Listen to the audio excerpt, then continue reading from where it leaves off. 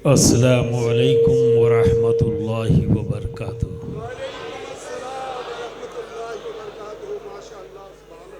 अल्हम्दुलिल्लाह अल्हम्दुलिल्लाहि नहमदुहू व नस्तईनुहु व नस्तगफिरुहु व नु'मिनु बिही व नतवक्कलु अलैहि व नऊज़ु बिल्लाहि मिन शुरूरि अनफुसिना व मिन सय्यिआति अमालिना।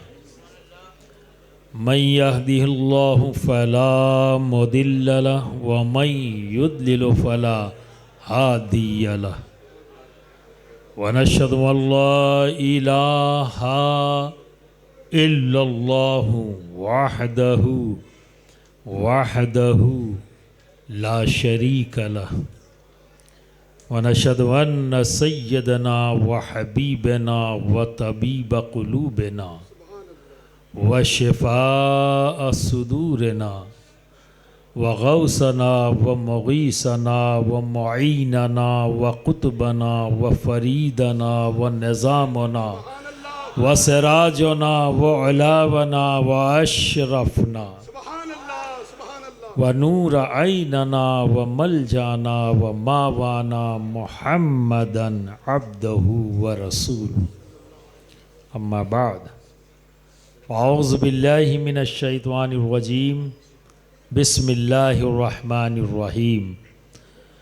क़द अफ़लहा मन तज़क्का व ज़करा अस्म रब्बिही फ़सल्ला।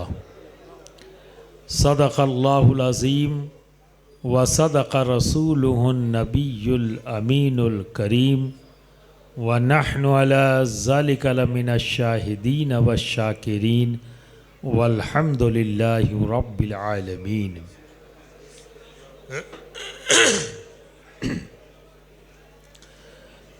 बिरादरान मिल्लत इस्लामिया,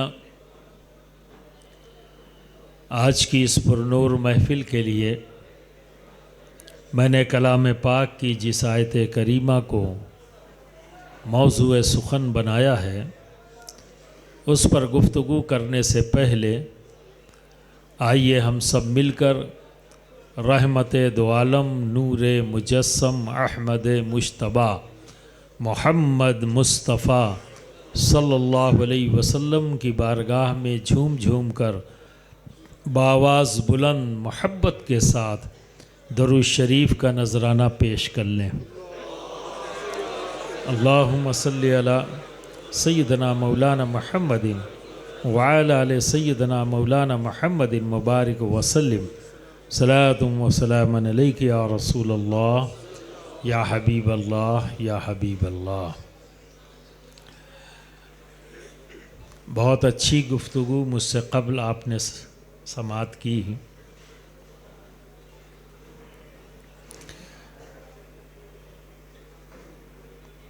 बिरादरान मिल्लत इस्लामिया, आज मौजूदा दौर में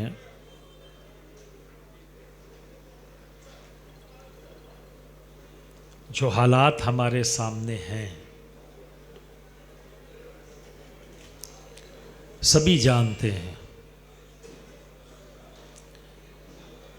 बेसिक चीज़ क्या है कि किसी भी बीमारी की जब तक डायग्नोसिस सही ना हो, इलाज मुमकिन नहीं। और अगर डायग्नोज हो जाए, दवा अच्छी ना मिल पाए तो भी इलाज मुमकिन नहीं। डायग्नोसिस भी हो गई, दवा भी अच्छी मिल गई, खाया नहीं तो भी इलाज मुमकिन नहीं।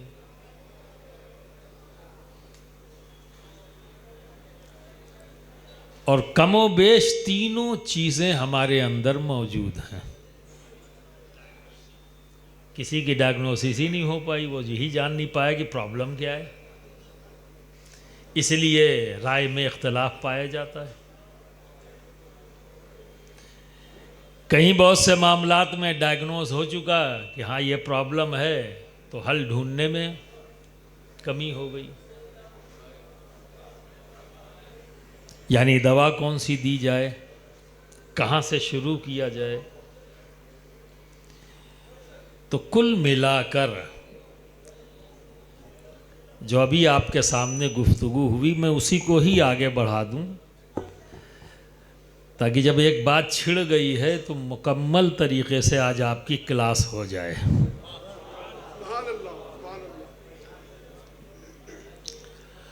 अब मैं अपना व्यू रखूंगा। बीमारी को तलाशना, डायग्नोस करना, उसके लिए दवा क्या होनी चाहिए उसका चुनना, ये दो चीज़ें कब मुमकिन होंगी? प्रॉब्लम तो आ गई कि बच्चा रात भर मोबाइल देखता है। आज बेटियां बेहयाई बेशर्मी की तमाम हुदूद को लांघ चुकी हैं। और अगर मैं ये कहूं कि माँ बाप की इज्जत को, उनके नामूस को वो दिन रात पामाल करने की कोशिश कर रही हैं, तो अगर मैं सिर्फ इतना कह कर बात को ख़त्म कर दूंगा तो सारे माँ बाप को क्लीन चिट मिल जाएगी, जो मैं देना ही नहीं चाहता। जितने मुजरिम वो बेटी और बेटा है, उतने ही बड़े मुजरिम माँ बाप भी हैं। जुर्म में दोनों की कोई कमी नहीं है। ये आखिर हो क्यों रहा है? बात बड़ी प्यारी कही नकीब इजलास ने कि माँ आती, वो मोबाइल छीन लेती और कहती कि बेटी अगर तू खातून जन्नत को याद करती, उनकी सीरत पर निगाह रखती, तो तेरी दुनिया भी अच्छी होती, तेरी आखिरत भी अच्छी होती। पर वो माँ कहेगी कब? बात तो सही है, वो कहेगी कब?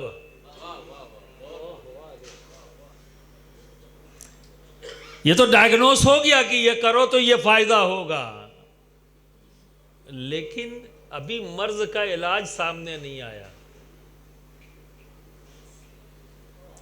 वो क्या है? इल्म से दूरी। हमारी आज की कौम, हमारी मिल्लत की जो सबसे बड़ी प्रॉब्लम है, और जिस प्रॉब्लम से सारी प्रॉब्लम क्रिएट हो रही है, वो है इल्म से दूरी। इल्म नहीं होगा तो सीरत की बात कब करेंगे? इल्म नहीं होगा तो शरीयत की बात कब करेंगे? और जिस चीज का इल्म है उसी में खोए हुए। सेलिब्रिटीज का इल्म है कि उसने कितनी शादियां की हैं, क्या शादी की है कि नहीं की है, जिस चीज का उन्हें इल्म है। आज हम लोग हैं मोबाइल सिर्फ रिसीव करते हैं और कॉल करते हैं, नहीं पता, इल्म नहीं है। लेकिन आज 8 साल 9 साल का बच्चा सारे फंक्शन जानता है, क्योंकि उसको इसका इल्म है। हमारे पास नहीं है, हम यूज़ नहीं कर पाते। हम सिर्फ कॉल रिसीव और कॉल करने और व्हाट्सएप और को देखने के ही तक इतना महदूद है। पर वो सारी चीज़ों को जानता है। तो जिस चीज़ का उसके पास इल्म है, उसका इंटरेस्ट, उसका वक्त उसी चीज में जा रहा है। आज हम सोचते हैं कि क्या करेंगे ये बच्चा मेरा पढ़कर, आखिरकार बिजनेस ही तो करना है, आखिरकार पैसा ही तो कमाना है। यही बात जहन में है ना। और अक्ल से लोगों ने सवाल किया, दुनिया में कोई ऐसा नहीं जिसे इज्जत नहीं चाहिए, जिसे शोहरत नहीं चाहिए, जिसे दौलत नहीं चाहिए। आप जितने लोग बैठे हुए हो, सबके दिल में है ना, कोई है ऐसा जो इसमें बेइज्जत होना चाहता हो? कोई नहीं। सभी को इज्जत चाहिए। कोई है ऐसा जो कहता हो कि मुझे दौलत नहीं चाहिए? सबको दौलत चाहिए। कोई ऐसा है जो चाहता है कि बेनामो निशान रहूं? ऐसा भी नहीं। सभी को शोहरत भी चाहिए, दौलत भी चाहिए, इज्जत भी चाहिए, शोहरत भी चाहिए, पर इल्म से दोस्ती नहीं चाहिए, इससे दूर है। और आज जो मेरी डायग्नोसिस है इस बीमार कौम और मिल्लत के ऊपर, जो मेरा सर्वे है वो ये कि इन आपकी सबसे बड़ी बीमारी का नाम है जहालत।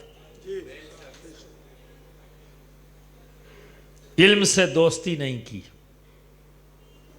और जवाज है आपके पास, आप कहते हो। बच्चे के जवान होने का इंतजार, 12 साल की उम्र पार कर ले, 16-17 को हो जाए, जल्दी से धंधे में लगा दे ताकि चंद पैसे कमाए। और अगर किसी ने कह दिया पढ़ाते क्यों नहीं, तो कहना भाई करना तो धंधा ही है, बिजनेस ही तो करेगा तो क्या फायदा, कौन सा नौकरी करना है या कौन सा नौकरी मिल जाएगी, पहले ही हार बांट के बैठ गए। यार कौन से सोल्जर हो तुम, है? गिरते हैं शहसवार ही मैदान जंग में, वो तिफल क्या गिरे कि जो घुटनों के बल चले। आपने तो पहले ही हार मान ली।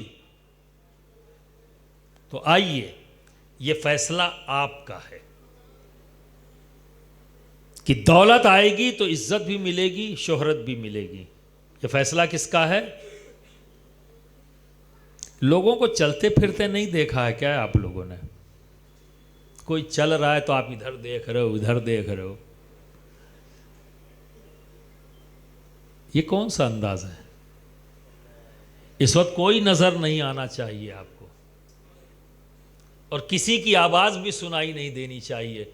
सिर्फ मैं नजर आऊं और मैं ही सुनाई दूं आपको। जितनी देर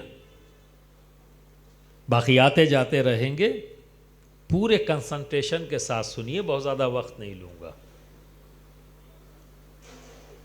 तो यह फैसला आपका है कि दौलत हासिल कर लेने से इज्जत मिलती है और शोहरत मिलती है। यह फैसला है ना आपका? बोलिए, सोचते हो ना ऐसे? हाँ या ना? आप तो ऐसे बोलो ना, लगना चाहिए कि आप सुन रहे हैं गौर से। तो यह आपका फैसला, और आपका फैसला परफेक्ट है या आपके रब का?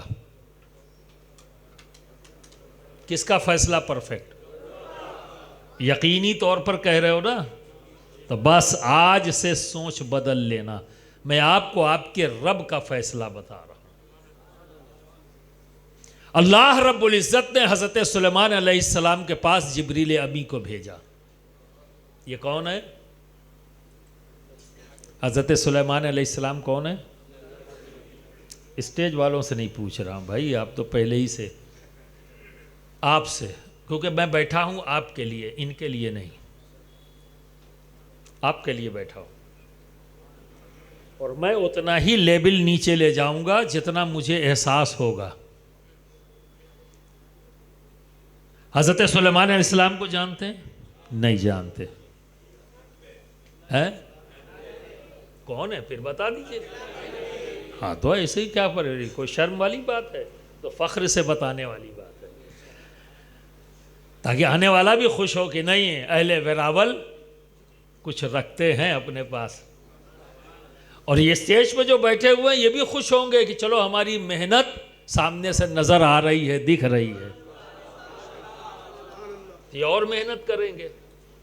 तो हज़रत सुलेमान अलैहिस्सलाम नबी, और आपके वालिद हज़रत दाऊद अलैहिस्सलाम, ये भी नबी। तो हज़रत दाऊद अलैहिस्सलाम नबी, बाप नबी, बेटा नबी, हज़रत सुलेमान अलैहिस्सलाम बेटे। और आपको अल्लाह रब्बुल इज़्ज़त ने बादशाहत अता की, ऐसी बादशाहत जिसमें सब आते हैं, चरिंद परिंद, जानवर, जिन्नात, इंसान, सब। और हुकूमत करने के लिए, लोगों की ज़रूरतों को पूरा करने के लिए ज़बान का आना ज़रूरी। तो आपके पास सारे सबकी, इवन यहाँ तक कि चूटियों को भी ज़बान समझते थे वो। इसका जिक्र कुरान में है, ठीक है। तो ऐसी बुलंद मर्तबा नबी उनके पास अल्लाह रब्बुल इज़्ज़त ने जिब्रील अमी को भेजा 3 चीज़ें देकर कि जाओ मेरे नबी सुलेमान के पास और इन तीनों चीज़ों को उनके सामने रखना और कहना एक को चुन लें। तो हज़रत जिब्रील अमी आए, सलाम पेश किया रब का, और फिर कहा आपके रब ने मुझे 3 चीज़ें देकर भेजी हैं। वो 3 चीज़ें क्या थी? इल्म, दौलत और इज्जत। सुभान अल्लाह, सुभान अल्लाह। 3 चीज़ें देकर सुलेमान अलैहिस्सलाम को के पास जिब्रील अमी को ये 3 चीज़ें दी और भेजा कि इनको तीनों को सामने रखना और मेरे नबी से कहना इनमें से एक को चुन लें। तो हज़रत सुलेमान अलैहिस्सलाम ने इल्म को चुन लिया। जिब्रील अमी जिस काम से आए थे वो काम पूरा हो गया, वापस चले गए। इल्म को चुन लिया तो उसको रुकना ही था। लेकिन सुलेमान अलैहिस्सलाम देखते हैं कि दौलत भी रुकी हुई है, इज्जत भी रुकी हुई है। तो हज़रत सुलेमान अलैहिस्सलाम ने दौलत से कहा जाओ, तुमको तो मैंने चुना नहीं है, तुम्हारा क्या काम, निकलो। इज्जत से कहा जाओ, तुमको तो मैंने चुना नहीं है, जिसे मैंने चुना है वह रुक जाए, आप दोनों वापस जाओ। तो दौलत बोली हम नहीं जा सकते, इज्जत बोली हम नहीं जा सकते। तो हज़रत सुलेमान अलैहिस्सलाम ने फरमाया क्यों? तो दौलत बोली हम इसलिए नहीं जा सकते कि अल्लाह रब्बुल इज़्ज़त ने इल्म का ताबे हमें बनाया है। जहां इल्म होगा वहीं इज्जत को रहना है, जहां इल्म होगा वहीं दौलत को रहना है। आप तो उल्टी चाल चल रहे हो। आपने तो यह सोच लिया दौलत कमा लेंगे तो इज्जत मिलेगी, कभी नहीं मिलेगी। मिली क्या? मिली क्या? तुम दूर से दूर होते चले गए, तुम्हारा रोब खत्म हो चुका है। तुम तादाद में कम थे तो तुम्हारा रोब था, तुम्हारी वजह से नहीं। हमारा रब लोगों पर हमारे रोब को तारी कर देता था, उसमें नंबर का कोई वजूद नहीं। ये हमारा रब है जो हमारा रोब लोगों पर तारी कर देता था। आज नंबर बढ़ गया पर कोई रोब है, कोई हैसियत है आपकी? आज मजलूम को जालिम बनाया जा रहा है और जालिम मजलूम बना फिर रहा है। किसी को हम क्या कसूरवार ठहराएं, क्या बुरा कहें? सबसे बड़े मुजरिम तो हम खुद हैं। किसी को जालिम हम क्या कहें? सबसे बड़े जालिम तो हम खुद हैं। नाइंसाफी की बात हम कैसे करें जबकि सबसे ज्यादा नाइंसाफी हम खुद करते हैं, अपने घर से लेकर अपने माशरे तक। किस जगह पर हम इंसाफ से काम ले रहे हैं? कौन सी जगह है? बड़ी बड़ी बातें कर लेना बड़ा आसान है, यह तो एक डायलॉग है, स्क्रिप्ट जैसे पढ़ दी गई और वाहवाही लूट ली गई। आज तो मैं गया और जलसा लूट लिया, बेकार हो गया। लूटने आए थे या आप लूटने आए हैं? आपकी भी नीयत में बड़ा फर्क है। आप भी इंटरटेनमेंट के लिए आते हो, इसलिए तो बाद में बाहर निकल गए। कहीं जलसा कैसा था? बहुत बढ़िया था। क्या हुआ? मैं फला मौलाना क्या बोलते हैं, जब बोलना तर तर तर तर तर तर तर तर तर तर तर तर एकदम रुकते ही नहीं थे। बोले क्या? कन बस यही ना पूछो। बोले बहुत अच्छा, तो एक्टर बना दिया आपने। कोई दूसरा कह दे तो आस्तीन चढ़ाते हो, तुम सुबह से शाम तक अपने दीन का मजाक उड़ाते हो। क्या करें तुम्हारे साथ? क्या करें? खुद अपनी पीठ थपथपाते हो और अपने आप को क्लीन चिट देते हो, हमसे कोई गलती नहीं हुई, ये आदत आपकी है। जबकि इस्लाम तालीम देता है सेल्फ प्यूरिफिकेशन की। अपना मुहासबा करो कि तुम क्या कर रहे हो। आज है किसी के पास फुर्सत? जबकि फितरत हमें सिखा रही है, जब तुम किसी की तरफ उंगली उठाते हो तो एक सामने होती है, तीन तुम्हारी तरफ। इस तीन पर कभी भी तवज्जो दिया? कुछ नहीं करना है, अपने आप को बेहतर बना लो। ये रोजाना नई नई प्लानिंग की जरूरत नहीं है, अपने आप को बेहतर बना लो। इल्म दोस्त बन जाओ। अपने आप को कैसे बेहतर बनाओगे? इल्म दोस्त बन जाओ। इल्म नहीं होगा तो शरीयत क्या कह रही है तुम्हें पता ही नहीं, तो अमल क्या करोगे? इल्म नहीं होगा तो नबी की सीरत क्या है, जब पता ही नहीं होगा तो अमल क्या करोगे? और आज मैं उलमा से यह कहूंगा कि नबी की सीरत के दो पार्ट हैं।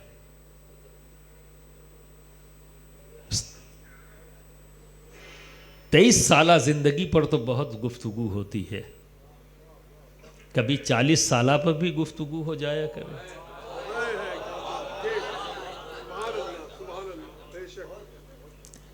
बस यही इशारा देते हुए कि हिंदुस्तान में रहना कैसे है, जवाब मौजूद है उस 40 साला जिंदगी में। अगर 23 साला को यहां इंप्लीमेंट करोगे परेशान रहोगे। 40 साला को जब सामने रखोगे तो अपनी हमसाया कौम के साथ किस तरह से रहना है यह तुम्हें आ जाएगा। और नबी की उस सीरत के उस पार्ट को देखोगे तो तुम्हारे मौजूदा दौर के हर सवाल का जवाब मिल जाएगा, क्योंकि ऐसा कोई ना कोई वाकया उस 40 साला जिंदगी के अंदर मौजूद है। खुद को 63 साला जिंदगी का पाबंद बनाओ। ऐसा नहीं वो लोग ये कहें कि साहब हजरत यहां तो आप 40 साला पे रोक के चले गए। एक मुसलमान को, एक कलमा गो को नबी की 63 साला जिंदगी का पाबंद करना होगा अपने आप को। लेकिन सोसाइटी में रहने के लिए फोकस करो 40 साला जिंदगी पर, मक्की जिंदगी पर। आपको अपनी जिंदगी की यहां की तमाम प्रॉब्लम्स का जवाब मिलता चला जाएगा। तो मैं चाहूंगा कि उलमा इस पर गुफ्तगू करना शुरू करें, ताकि ये कौम तैयार हो जाए कि हमें इस मुल्क में रहने के लिए अपने आप को किस तरह तैयार करना हो। तो इसी 40 साला जिंदगी में यह पहलू सामने आ जाता है कि इल्म सबसे ज्यादा फोकस नबी ने इल्म पर किया। वो कौम, वो लोग जो जुल्म और बर्बरियत के नित नए तरीके इजाद किया करते थे। जुल्म का कोई तरीका ऐसा नहीं था जिन्हें उन्होंने छोड़ रखा था। बुराइयों के कोई भी ऐसी मंजिल नहीं थी जिस पर वो फायज न कर लिया हो उन्होंने अपनी जात को, और उसमें भी बुलंदी हासिल करने की तागोदो किया करते थे। ऐसे लोग जब मेरे आका मोहम्मद अरबी सल्लल्लाहु अलैहि वसल्लम की कुर्ब इख्तियार किया और नबी की तालीमात से उनकी जिंदगी में वो तब्दीली आई कि हर एक सहाबी रहती दुनिया तक, कयामत तक ऐसी मिसाली जात बन गई कि जिसका जवाब ये दुनिया नहीं दे सकती। ये दुनिया नहीं दे सकती, किसी का जवाब नहीं। ये तब्दीलियां, बाबू, हमारी तकरीर के दौरान ये भी एक बात जान लो, याद कर लो, बस सिर्फ सुबहान अल्लाह काफ़ी है। अब मैं नारा ही तो लगाया है तुमने, और क्या किया क्या है? रात भर नारा लगाते हो, पहले ही फजर की नमाज छोड़ देते हो। हा? मैं तो कहता हूँ अहले सुन्नत के पास कुछ हो या ना हो, एक चीज़ सबसे ज़्यादा है, वो है नारे। कुछ आ गए हैं, कुछ स्टॉक में रखे हैं, मचल रहे हैं बाहर आने के लिए।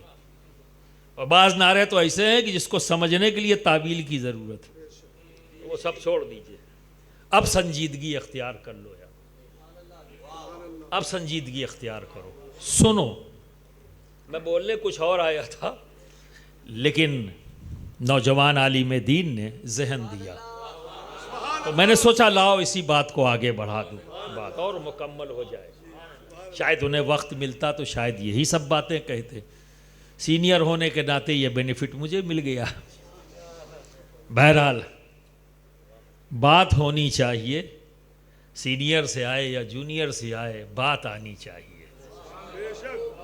हम सबका काम है हक देखना, हक बोलना, हक पर चलाना। देखो, अभी हम आपसे पूछें भैया काहे नहीं पढ़ा, तो आप कहेंगे हजरत बचपन में मदरसा नहीं गए, स्कूल नहीं गए, माँ बाप ने भेजा नहीं। बहुत आसान टारगेट है अम्मा अब्बा, सारी गंदगी डाल दो, क्योंकि कचरा पेटी तो बना ही रखा है उनको। उनकी इज्जत, उनकी अजमत, उनसे मोहब्बत कहाँ अब। और ये अपने ही कर्मों का फल भी भुगत रहे हैं। इसीलिए मैंने कहा ना, मैं माँ बाप को भी क्लीन चिट देने के मूड में नहीं रहता।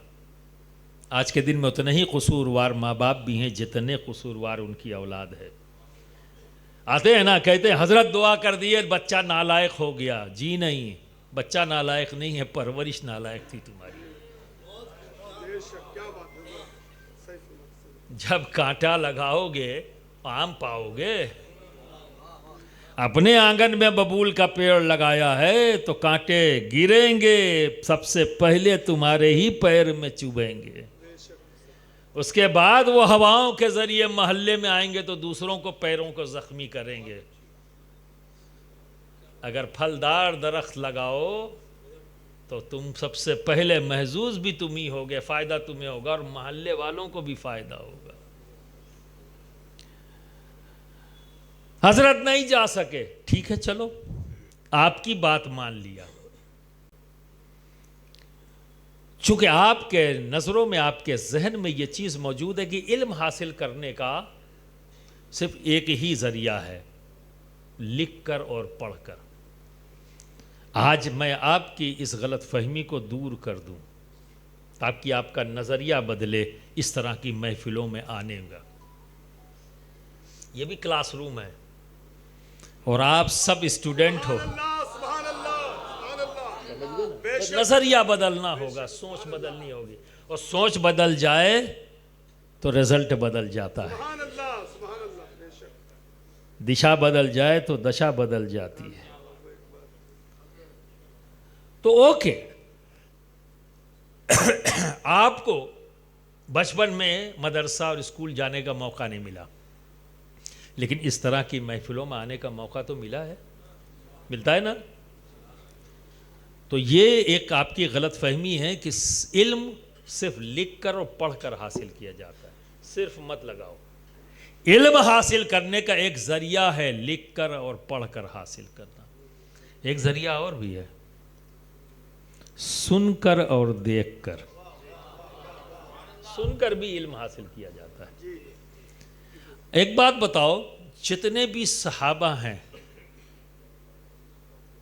ठीक है, मौला अली से लेकर तमाम सहाबा तक, ये बताओ ये आलिम है या नॉन आलिम है? क्या मानते हो आप? पहले आप बता दो, जोर से बोल दो। आलिम मानते हो? है? अब मैं दुनिया में कोई आलिम इनकार नहीं कर सकता, चाहे जितना बड़ा मुफ्ती का है ना हो, चाहे जितना बड़ा मुहद्दिस क्यों ना हो, और इनकार करेगा तो जमात से बाहर जाएगा। पूरी जमात पिछियाए, लेकिन निकल, अपने आप को बहुत बड़ा आलिम समझना, निकल यहां से। अब बताओ, ये सहाबा इकराम की मुकद्दस जमात किस क्लासरूम में बैठकर पढ़ रही थी? कौन सा ब्लैक बोर्ड था? नहीं था ना। तो इनके पास इल्म कहां से आया? इन्होंने नबी ने कुछ कहा, सुना, याद कर लिया और अपनी जात पर अमल कर लिया, आलिम बनते गए। सुना और याद कर लिया और अमल कर लिया। अब समझ में आ रहा है साहबा का कैरेक्टर क्या है? वो ज़हन में बसा लो। क्या है? नबी को देखा, कोई अमल नबी कर रहे हैं, देखा, उस अमल को देखा, इल्म हो गया और फिर अमल कर लिया और दूसरों को बताया। नबी से सुना, याद कर लिया, अमल कर लिया और दूसरों को बताया। तो सोर्स ऑफ नॉलेज क्या है? इल्म हासिल करने का जरिया क्या बना? देख कर और सुन कर। और सिर्फ यहीं तक नहीं है, ये जो आप बहाना मार के कल्टी मारने की कोशिश कर रहे हो, उसी को रोकने की बात कर रहा हूं। अभी बचोगे नहीं। ये भी आपकी लापरवाही और तसाहुली और बेहिसी थी, इल्म से दोस्ती ना होनी। ये कहकर एक बहाना, अम्मा अब्बा ने भेजा नहीं, बचपन में हमने पढ़ा नहीं, तो मदरसे गए नहीं, स्कूल गए नहीं, तो इसलिए हमारे पास इल्म नहीं है। नहीं बनोगे, बात नहीं बनेगी। जवाब तो देना होगा। जब दीन का कोई भी सवाल होगा तो जवाब तो देना होगा, वरना अपने आप को मुसलमान कहना छोड़ दो। कोई जरूरत नहीं, इस्लाम को तुम्हारी जरूरत नहीं, तुम्हें इस्लाम की जरूरत है। दीन मोहम्मदी को तुम्हारी जरूरत नहीं, तुम्हें दीन मोहम्मदी की जरूरत है। ये याद रखो, फालतू बातें मत करना। और मैं कोई बात नहीं करता जिससे तुम खुश हो जाओ, मैं वो बात करूंगा जिससे अल्लाह और उसका रसूल खुश हो जाए। ये जो तुम्हारे दिमाग पर जमूत तारी है, हथौड़ा चलाऊंगा ताकि कुछ जुम्बिश पैदा हो और ये बेहिसी दूर हो जो बैठी हुई है। तो एक गलत फैसला आपका कि मौका ही नहीं पड़ा लिखने पढ़ने का, यह आपका गलत फैसला था। ये एक जरिया है इल्म हासिल करने का। तो अब क्या करना है? आपके घर में जो बच्चे हैं, अब यहां से जिम्मेदारी शुरू होती है। आपके घर में जो बच्चे हैं, एक भी लिखने पढ़ने से महरूम न रहें, वरना कल वो भी यही कहेंगे मेरे अम्मा अब्बा ने नहीं भेजा था। तो क्यों गाली खाना चाहते हो अपनी ही औलाद से? अच्छा एक बात बताओ, तुम क्या चाहते हो? लोग तुम्हें दुआ के साथ याद करें या बद्दुआ के साथ? पक्का? कोई शक शुबहा तो नहीं है? अब बताओ, तो फिर ऐसे ही अमल करने पड़ेंगे ताकि तुम्हें लोग दुआ के साथ याद करें।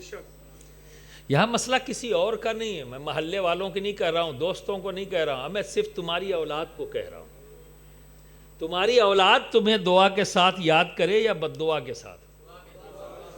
तो अगर दुआ के साथ चाहते हो तो तुमको तालीम देनी होगी ताकि बच्चा कल हाथ उठाकर कहे, ऐ अल्लाह तेरा शुक्र है कि तूने हमें ऐसे माँ बाप दिए जिन्होंने हमारी तालीम और तरबियत पर पूरा मुकम्मल ध्यान दिया, मुझे इस चीज से रोका, हर बुराई से रोका, हर अच्छाई की दावत दी उन्होंने। ऐ अल्लाह तेरा शुक्र है।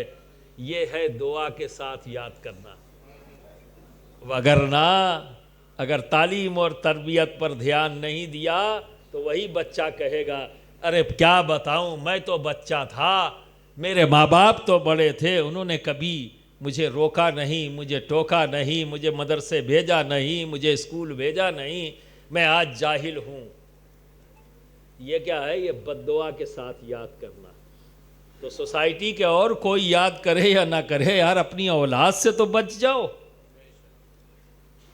आप समझ रहे हो? तो बिरादरान मिल्लत इस्लामिया, क्या समझ में आया कि ये महफिलें जो सजाई जाती हैं, यहाँ के उलमा ने और बिलखुसूस मुश्ताक ने और इनकी पूरी टीम ने इतनी मेहनत करके उलमा के साथ कोलैबोरेट करके इतना बेहतरीन स्टेज और आप सबको दावत दिया। कम से कम एक बार शुक्रिया ज़रूर अदा कर देना कल सबका, कि हज़रत आपका शुक्रिया कि आपने इतनी अच्छी महफिल सजाई कि हमें कुछ इल्म हासिल हुआ कल। ये दरसगाह है तो सुन कर भी इल्म हासिल करो। और बात यही नहीं रुकी सहाबा तक, सहाबा को सुना और देखा। जो सहाबा को देखने वाले हैं, सहाबा को सुनने वाले हैं, उन्हें क्या कहते हैं? माशाअल्लाह। तो यहाँ इल्म ट्रांसफ़र जो ताबईन तक आया वो कैसे आया? यहाँ भी सुनकर और देखकर। समझ गए? उसके बाद लिखा जाना शुरू हुआ है। जिसको आपने बहुत हल्के में ले लिया, ये हल्के में मत लीजिए। ये सुनकर और देखकर जितना आज लिख पढ़ रहे हैं वही सुना और देखे का नतीजा है। अगर सहाबा ने जो देखा जो सुना उसे आगे ना बढ़ाया होता तो आज हदीस की किताबें ना होती, आज तफसीरों की किताबें ना होती। ये उन्हीं का देखा उन्हीं का सुना है जो उन्होंने आगे बढ़ाया, तो आज तफासीर की किताबें मौजूद हैं और हदीसों की बेशुमार किताबें मौजूद हैं। ये तमाम किताबें जो सामने हमारे आई हैं ये देखे और सुने से आई हैं। तो अब जब कभी जलसे में आना, नीयत का बहुत बड़ा असर होता है। जब भी कभी जलसा हो वहां जाना तो नीयत होनी चाहिए। इन्नमल अमालु बिन्नियात, हर अमल का फायदा उस नीयत के मुताबिक होता है। अगर इंटरटेनमेंट के लिए आए तो इंटरटेनमेंट करके चले जाओगे, और इस्लाह की गरज से आए तो इस्लाह लेकर जाओगे। नीयत का बहुत बड़ा दखल है दोस्त। बाज़ अमल ऐसे हैं जो बज़ाहिर देखने में गलत लगते हैं, पर नीयत अच्छी हो तो गलत अमल भी सही बन जाता है। इसलिए कह रहा हूँ, इस पर फोकस कर रहा हूँ। तो आप जब कभी जलसे में आना, कहीं भी जाना, तो ये सोच कर जाना कि आज हमारी जमात के उलमा और मशाइख तशरीफ़ ला रहे हैं, हम उनसे इल्म की भीख लेने जा रहे हैं। क्या लेने जा रहे हैं? इल्म की भीख लेने जा रहे हैं। और उलमा और मशाइख से भी मैं ये बात कहना चाहूँगा, जब आप अपने घर से निकलें तो ये नीयत करके निकलें कि आज हमारी कौम, हमारी मिल्लत हमारे सामने होगी, हम इन्हें इल्म की भीख देने जा रहे हैं। कितना प्यारा सौदा है ये, कितना प्यारा लेन देन है। लेन देन में तो बड़े माहिर हो आप, अभी बिजनेसमैन हो तो लेन देन तो पता ही है, ठीक है। और इसमें भी न जाने कितने। अब सवाल यह है कि इस तरह की महफिलें तो कभी कभी सजती हैं, पर दोस्तों देखकर और सुनकर ये पूरा इंफ्रास्ट्रक्चर बना हुआ है, पूरा सेटअप बना हुआ है, हमने उसको बिगाड़ रखा है। जुमे के दिन जब हम जाते हैं मस्जिद तो कब जाते हैं? जब खुतबा हो जाए, है ना। बाहर खड़े रहेंगे, कट चाय दे दो ताकि खुतबा हो जाए, तकरीर हो जाए मौलाना साहब की, है ना। उसमें कोई इंटरेस्ट नहीं है सुनने में, तो वो क्या कर रहे हैं वहाँ पे, क्या बोल रहे हैं? अल्लाह और उसके रसूल की बात ही तो बता रहे हैं ना। लेकिन आपको इंटरेस्ट नहीं, आप बाहर वक्त गुजारते ना, एकदम जैसे ही वो अरबी का खुतबा पढ़ने जाएंगे तो फ़ौरन अंदर जल्दी से घुस जाएं। और बाज़ लोग तो उसमें भी कट मार देते। अब जिनको पता है कि मसनून है तो वे सोच के चले जाते हैं, चलो सुन लेते हैं। तकरीर सुनने में इंटरेस्टेड नहीं। तकरीर में क्या करता है इमाम ख़तीब? कभी शरई मसाइल बयान करता है, कभी सीरत पर बात करता है, कभी अली की बात करता है, कभी वली की बात करता है ना? तो सुनकर भी इल्म हासिल होता है। तो हर महीने में 4 बार ये क्लास आपको मिलती है। जुमा, हर जुमा 15 से 20 मिनट की क्लास इमाम और खतीब लेता है, जो कभी सीरत पे बोलेगा, कभी शरई मसाइल पे, कोई भी टॉपिक बना सकता है। तो जब उस पर वो बोल रहा है, आप बैठकर गौर से सुन रहे हैं, तो जो आप नहीं जानते आपको मिलता जा रहा है, इल्म की भीख मिलती चली जा रही, इल्म की दौलत मिलती चली जा रही। तो थोड़ा थोड़ा थोड़ा करके एक वक्त ज़रूर आएगा कि जब स्टेज से आपसे सवाल किया जाएगा तो आप उसका जवाब भी देते जाएंगे और महजूज भी ज़्यादा होंगे जब बैक में कुछ ना कुछ इल्म मौजूद होगा। तो ये थी तमहीदी गुफ्तगू। अब बताओ तकरीर कैसे करूं?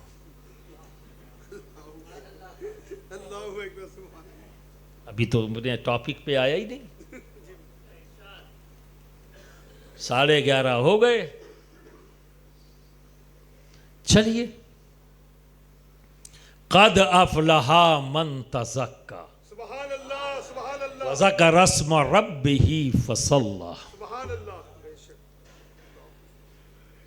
तहकीक, अगर तुम फलाह चाहते हो, अगर तुम कामयाब होना चाहते हो, तो क्या करना होगा तुम्हें? अगर अपनी अक्ल से पूछोगे ना, तो अक्ल का काम ही घुमा देना। जैसे अभी पैसा कमा लो, इज्जत मिल जाएगी, शोहरत मिल जाएगी, क्या हुआ?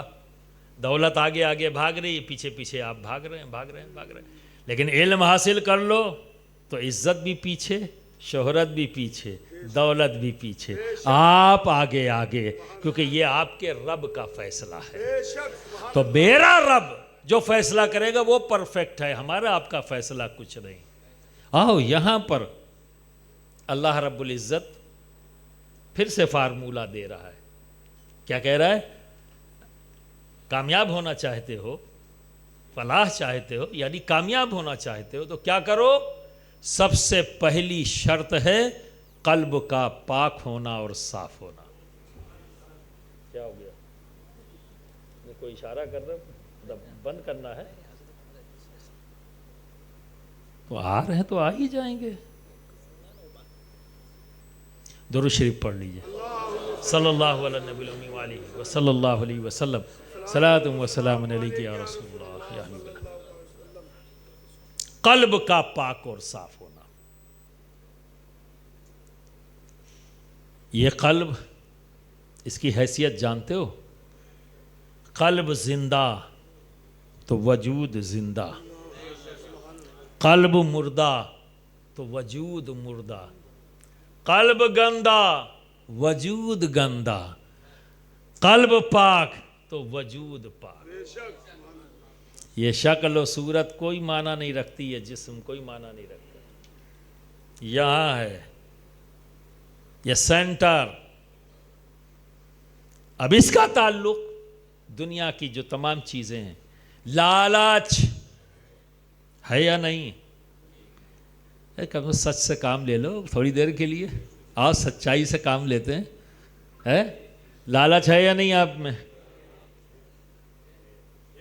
बड़ा शर्मा के बोल रहे हो। लालच है, अनानियत है, तकब्बुर है, ईगो है, बड़ाई का सौदा है, नफरत है, हसद है। ये सब क्या है? पाकी है या गंदगी? अच्छी वाली या बुरी वाली? मैं तो अच्छी वाली भी कोई गंदगी होती है। ऐसे नहीं, इसको खुला रखो। आपका जवाब क्या होता है? हजरत, गंदगी तो गंदगी हमेशा बुरी ही होती है, अच्छी वाली बुरी वाली क्या? ये बीच में कुछ टोपी दाढ़ियों ने रास्ता निकाल लिया है, जैसा मौलाना कह रहे थे ना कि कोई रास्ता है, तलाक दे दिया, फिर रास्ता लोगों ने निकाला है ना, तभी तो रास्ता पूछ रहा है। निकाला ना होता तो रास्ता पूछता क्यों? अगर रास्ता पूछ रहा है ये, तो इसलिए पूछ रहा है कि रास्ता दिया गया है। तो कहीं ना कहीं मामला 19-20 का ही है, बात तो एक ही जैसी है। तो ये अनानियत, तकब्बुर, बड़ाई का सौदा, इल्म का जोम, ये सब गंदगी है या पाकी है? और इसका ताल्लुक कहां से है? बोलिए। दिल से है ना? तो ये सब गंदगियां आपने इकरार किया कि हाँ पाई जाती हैं, इसीलिए मोहब्बत नहीं है। आज एक बेटे के दिल में मां बाप की मोहब्बत नहीं है, शौहर और बीवी के दरमियान मोहब्बत नहीं है, उस्ताद और शागिर्द के दरमियान मोहब्बत नहीं है।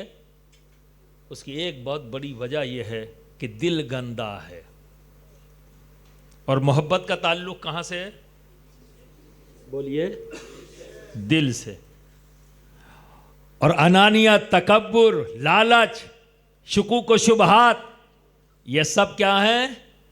गंदगी है या पाकी है? और इसका ताल्लुक कहां से है? कल्ब से।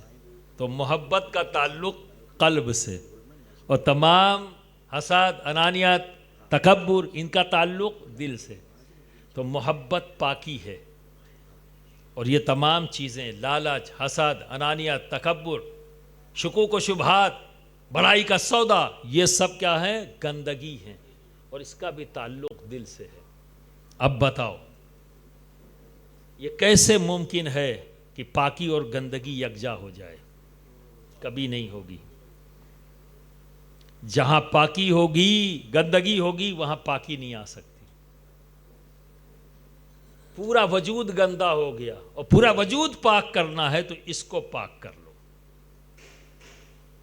कल्ब को पाक करो, क्योंकि ये जिंदा है तो वजूद जिंदा है। देखो, तुम्हारे ज़हन में यह है कि चलना फिरना, हंसना बोलना, खाना पीना, ये जिंदगी है ना, ये अलामत है, हकीकत नहीं। याद रखना, ये क्या है? अलामत है, हकीकत नहीं। क्योंकि हमारे सामने कुरान हर क्वेश्चन का राइट आंसर देने वाली किताब है। तो कुरान कहता है, ला तक़ूलू लिमन युक़्तलु फ़ी सबीलिल्लाहि अमवात बल अहयाउ वलाकिन ला तशऊरून। देखो, जिस्म कटकर बिखर गया, फिर कुरान कहता है इन्हें मुर्दा मत कहो बल्कि ये जिंदा है। समझ गए? बल्कि ये जिंदा है। क्यों? क्यों जिंदा है? ना चल रहे, ना दौड़ रहे, ना खा रहे, ना पी रहे, ना सांस ले रहे। आपके नजदीक जिंदगी इसका नाम है चलना फिरना, उठना बैठना, हंसना बोलना, सांस लेना। पर कुरान उन्हें जिंदा कह रहा है जिसके हाथ पैर आज़ा बिखर चुके, उन्हें जिंदा कह रहा है। तो बिरादरान मिल्लत इस्लामिया, आज ये भी कॉन्सेप्ट अपना क्लियर कर लेना। ये खाना पीना, उठना बैठना, चलना फिरना, हंसना बोलना, ये सब जरूरत है आपकी। कपड़ा लत्ता मकान, ये क्या है? जरूरत है, जिंदगी नहीं। कॉन्सेप्ट अगर क्लियर ना हो तो राहें बदल जाती हैं, और दिशा बदली तो दशा बदली। तो ये जरूरत है, जिंदगी नहीं। जिंदगी अल्लाह और उसके रसूल की मोहब्बत का नाम है, इसे जिंदगी कहते हैं। देखो, हम अहले सुन्नत वल जमात, हमारा अकीदा है कि जिसके दिल में अल्लाह और उसके रसूल की मोहब्बत आ जाए और तमाम गंदगियों से अपने कल्ब को पाक और साफ कर ले जो बंदा, और अपने कल्ब में अल्लाह और उसके रसूल की मोहब्बत पैदा कर ले, तो जमीन पर है तो भी जिंदा, जमीन में है तो भी जिंदा। फिर मौत एक जायका बन जाती है, क्योंकि कुरान कहता है मौत को जायका, कुल्लो नफ्सिन जायकतुल मौत। उसने मौत को सिर्फ जायका कहा है। और एक बात जान लो, जायके को समझ लो। अभी तुम्हारी जबान पर अगर मैं नींबू रख दूं निचोड़ के और पूछूं कैसा लगा, जोर लो, खट्टा। महसूस भी कर लो तो शायद पानी भी आ जाए मुंह में। ठीक है। उसके बाद फिर मैंने आपकी ज़बान पर जलेबी रख दी। अब कैसा लगा? नींबू रखा था तो उसका रस आपसे बोला था कि मैं खट्टा हूं? बोलिए, बोला? फिर कैसे जाना आपने? अल्लाह ने ज़बान को यह सलाहियत दी है कि वो महसूस कर लेती है कि इस पर आने वाली चीज़ किस टेस्ट की है, किस जायके की है। जायका तो ज़बान पे आया खट्टा, तो ज़बान ने हमें इशारा दे दिया दिमाग को कि ये खट्टा है। उसके बाद फिर मैंने जलेबी खिला दी आपको, फिर आपने कहा मीठा है। उसके बाद फिर हरी मिर्ची दे दी, ले लो। अब कैसा लगा? तीखा लगा? कुछ महसूस हुआ? हमने कहा ना सोच के जवाब दो। सोचो आप मिर्ची खा रहे हो, अब बताओ कैसा लगा? लगी ना तीखा? तो पहले क्या डाला? नींबू। उसके बाद फिर मैंने जलेबी रखा तो क्या हो गया? तो वह खट्टा कहां गया? जबान तो एक ही है ना, खट्टा कहां गया? और जब मीठा आपने कहा तो मैंने मिर्ची दे दी आपको। अब जैसे ही आपने मिर्ची खाई तो आपने चीख कर कहा अब तीखा लग रहा है, तो मीठा कहां गया? ठीक है। तो ये खट्टा, मीठा, तीखा, ये क्या चीज है? जायका। क्या है? जायका। तो क्या समझ में आया? माहौल बदल दो, जायका बदल जाता है ना। जगह तो एक ही है, जबान। खट्टा डालो तो माहौल खट्टे का हुआ, तो जायका क्या हुआ? खट्टा। और फिर माहौल बदल दिया, क्या किया? जलेबी रख दी तो मीठा। और फिर माहौल बदल दिया, मिर्ची रख दी तो जायका क्या हो गया? तीखा। और कुरान क्या कह रहा है? कुल्लो नफ्सिन जायकातुल मौत। मौत जायका है, यानी मौत परमानेंट कैफियत का नाम नहीं। मौत परमानेंट कैफियत का नाम नहीं। माहौल बदलेगा, जायका बदल जाएगा। चूंकि मौत कुछ और नहीं, जायका है। मौत कुछ और नहीं, जायका है। माहौल बदला, टेस्ट बदला। तो बरादरान मिल्लत इस्लामिया, जिंदा वो है। इसीलिए मेरा मखदूम महबूब यस्तानी गौसुल आलम सैयद अशरफ जहांगीर समनानी रजी अल्लाह ताला अन्हु फरमाते हैं कि जब कोई शेख दुनिया से जाता है तो अपनी खानकाह, अपने खलफा, अपने मुरीदीन, जो भी ज़मीन जायदाद जो कुछ भी है वो सब दे जाता है अपने घर वालों को, अपने खलफा को, अपने मुरीदीन को। कोई चीज़ लेके नहीं जाता, बस सिवाय एक चीज़ के, बाकी सब यही छोड़ जाता है। लेके जाता है तो अल्लाह और उसके रसूल की मोहब्बत लेके जाता है। क्या लेके जाता है? अल्लाह और उसके रसूल की मोहब्बत। तो अब क्या समझ में आया? जिंदगी चलना फिरना उठना बैठना, यह जिंदगी का नाम, यह अलामत जिंदगी है। हकीकत जिंदगी अल्लाह और उसके रसूल की मोहब्बत का नाम है। इश्क मोहब्बती का नाम है जिंदगी, इश्क इलाही का नाम है जिंदगी। तुमने तो हर चीज का मफहूम बदल दिया है। आज यही तो हो रहा है कि जो तारीफ है उस तारीफ को बदल दिया। आज नासबियत, राफजियत खुलेआम सामने है। इल्जाम एक दूसरे पर दे रहे हैं। अगर कोई सहाबा की तारीफ करे तो फौरन एक को उलझन होने लगेगी, लगता है ये नासबी हैं। अगर कोई 4 बार अली अली कर दे तो फिर किसी को परेशानी होगी, कहेगा ये राफजी हैं। अजीब डिफिनेशन ले आए, वाह। तो राफजी नासबी मोहब्बत की बुनियाद पर नहीं, बुग़्ज़ और इनाद की बुनियाद पर नासबी और राफजी है। जो सहाबा से बुग़्ज़ इनाद रख के, वो राफ़ज़ी है। जो अहले बैत से बुग़्ज़ इनाद रख के, वो नासबी है। मोहब्बत की बुनियाद पर ना कोई नासबी है ना कोई राफ़ज़ी है। लेकिन आज पूरी डिफिनेशन बदल दिया है, डिफिनेशन बदल दिया है। कोई अली अली कर दे तो उसे राफ़ज़ी कह देंगे, कोई सिद्दीक सिद्दीक कह दे, कोई फारूक फारूक कह दे तो उसे नासबी कह देंगे। इल्म की कमी, जब से हमने इल्म से दोस्ती तोड़ी है, आज हमारा वक़ार ख़त्म हो गया, हमारा रौब ख़त्म कर दिया रब ने। नंबर ज़रूर है, एक भेड़ की तरह हम हैं, भेड़ की तरह।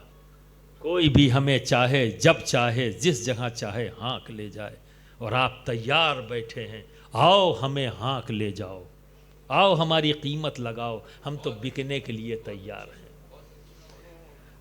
बताइए दरबार मोहम्मदी के सामान, आप गुड्स कहाँ के हो, माल कहाँ के हो, दरबार मोहम्मदी के हो।